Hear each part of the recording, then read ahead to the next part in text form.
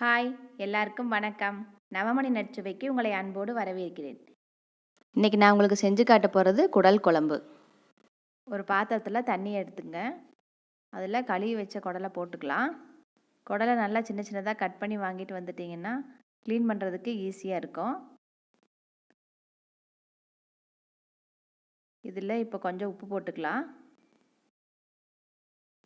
மஞ்சத்தூள்,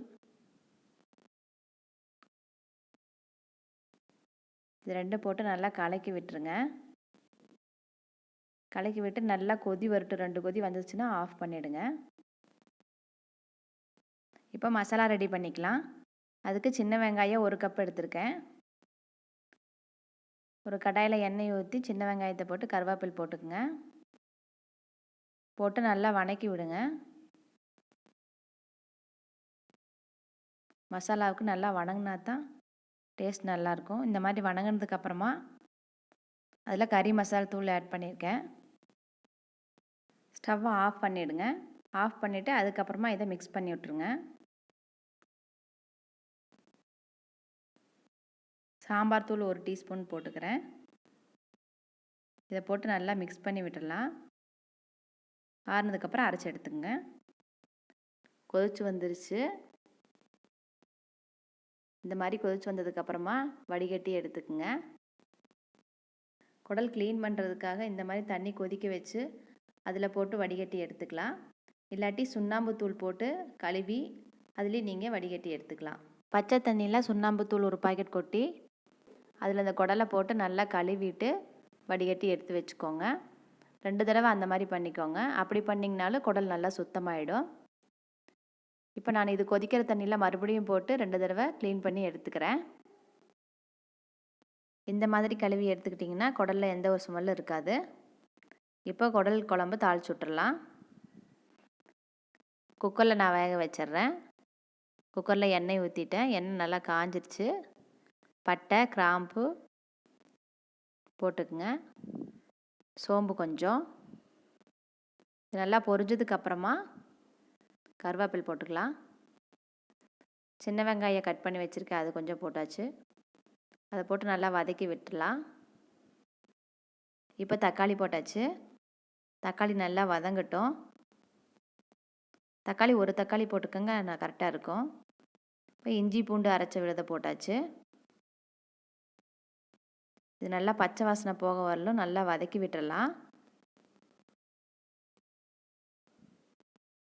இந்த மாதிரி நல்லா வதங்கினதுக்கப்புறமா காரத்துக்கு தேவையான மிளகாத்தூள் போட்டுக்குங்க. மட்டன் மசாலா தூள் 1 டேபிள் ஸ்பூன் போட்டுக்கிறேன். இது கூட கொஞ்சம் மஞ்சத்தூள் போட்டுக்கலாம். இந்த மசாலாவை நல்லா மிக்ஸ் பண்ணி விட்டுடலாம். நல்லா மிக்ஸ் பண்ணதுக்கப்புறம் இப்போ அரைச்சி வச்ச மசாலாவை ஊற்றிக்கலாம்.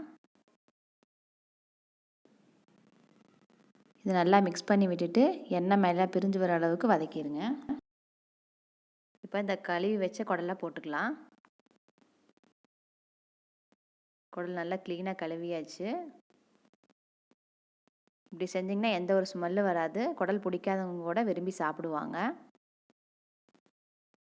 இது நல்லா மிக்ஸ் பண்ணி விட்டுருங்க. இது நல்லா கிரேவி மாதிரி தான் வைக்க போகிறேன். இப்போ குடலுக்கு தேவையான அளவு உப்பு போட்டுக்குங்க. முதல்ல உப்பு போட்டு வேக வச்சதுனால பார்த்து போட்டுக்குங்க உப்பு. இப்போ தண்ணி சேர்த்துக்கலாம். நான் மசாலா அரைச்ச தண்ணி மீதி இருந்துச்சு, அது ஊற்றிருக்கேன். இது நல்லா மிக்ஸ் பண்ணி விட்டுருங்க. குக்கரில் வைக்கிறதுனால தண்ணி கரெக்டாக பார்த்து ஊற்றிக்குங்க. தண்ணி ட்ரை ஆகாது. இப்போ மூடி போட்டு விசில் போட்டுருங்க. ஒரு 3 விசில் வரட்டும், ஆஃப் பண்ணிடலாம்.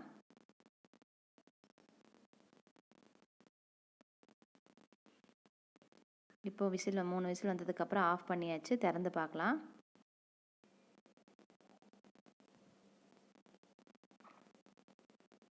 குடல் நல்லா வெந்துருச்சு. இதில் தேங்காயும் மிளகும் சேர்த்து அரைச்ச பேஸ்ட்டை போட்டுக்கிறேன். இந்த பேஸ்ட்டை ஊற்றிட்டு நல்லா மிக்ஸ் பண்ணி விட்டுடலாம். நல்லா மிக்ஸ் பண்ணி ஒரு கொதி வந்ததுக்கப்புறமா ஆஃப் பண்ணிடலாம். இப்போ நல்லா டேஸ்டான குடல் கிரேவி ரெடி ஆயிடுச்சு. இந்த மாதிரி நீங்களும் செஞ்சு பாருங்கள். உங்களுக்கு பிடிச்சிருந்தா லைக் பண்ணுங்கள். இந்த சேனலை நீங்கள் சப்ஸ்கிரைப் பண்ணினா மறக்காமல் சப்ஸ்கிரைப் பண்ணிவிடுங்க. உங்களை அடுத்த வீடியோவில் சந்திக்கிறேன். இங்கு எதுவும் சுவைக்கும்.